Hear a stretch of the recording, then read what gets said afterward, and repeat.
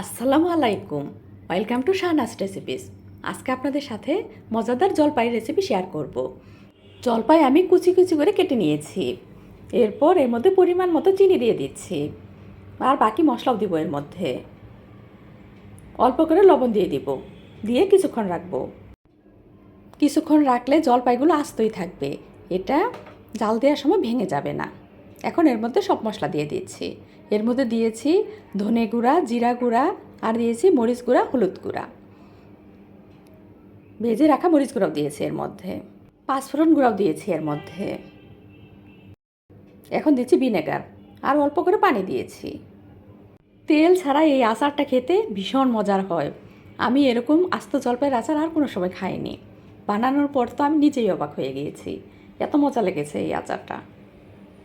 এখন ঢাকনা দিয়ে জাল দিচ্ছি। অল্প আছে জাল দিতে হবে, বেশি জোরে জাল দেওয়া যাবে না। আমি আচারটা খেয়ে দেখেছিলাম, এর মধ্যে মশলার পরিমাণ কম মনে হচ্ছিল, এই জন্য আবার আচারের মশলা দিয়েছি এর মধ্যে, আর দিয়েছি চিনি পরিমাণ মতো। ভাবা যায় এটা তেল ছাড়া আচার। তেল ছাড়া কোনো দিনও জলপাইয়ের আচার খাইনি। আচারটা প্রায় হয়ে এসেছে, আমি কিছুক্ষণ পরে নামিয়ে নেব চুলা থেকে। এভাবে একবার হলেও বানিয়ে খেয়ে দেখবেন, খেতে ভীষণ মজার। খুব সহজেই তৈরি করে ফেললাম আস্ত জলপাইয়ের আচার। আজকে এই পর্যন্তই, আবার নতুন কোনো রেসিপি নিয়ে হাজির হব ইনশাআল্লাহ। আমি শাহনাজ বিদায় নিচ্ছি। আল্লাহ হাফেজ।